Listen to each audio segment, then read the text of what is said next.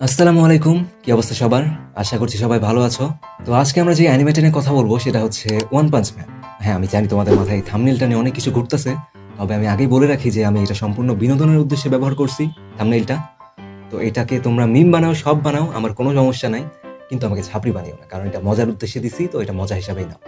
তো যাই হোক, আমাদের আজকের ভিডিওর বিষয়বস্তুগুলো হলো এই ওয়ান পাঞ্চ ম্যান অ্যানিমেটা নিউ অ্যানিমে ওয়াচারদের ক্ষেত্রে কতটুকু ইন্টারেস্টিং হতে পারে বা তাদের কাছে কতটুকু ভালো লাগবে, ইত্যাদি ইত্যাদি।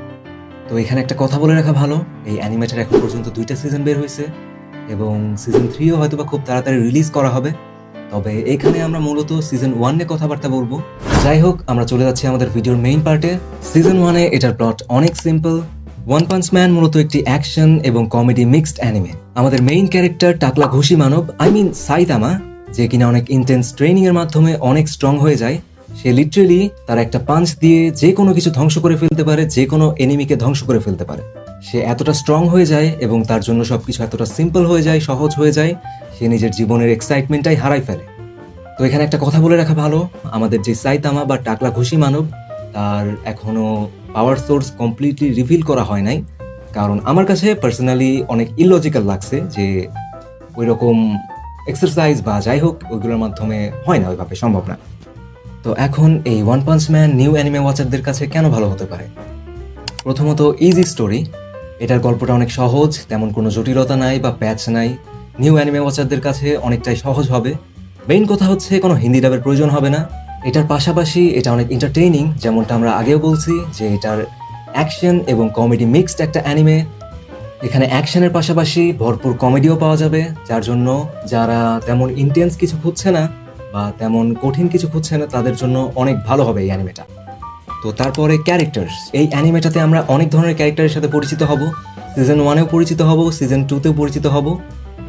তো এর মধ্যে হিরো অ্যাসোসিয়েশন, দেন মনস্টার অ্যাসোসিয়েশন, এই দুইটা যে অ্যাসোসিয়েশন, এগুলোর মধ্যে থেকে আমরা অনেক ক্যারেক্টারের সঙ্গে পরিচিত হব, যা নতুন অ্যানিমে ওয়াচারদের ক্ষেত্রে অনেক ইন্টারেস্টিং হতে পারে।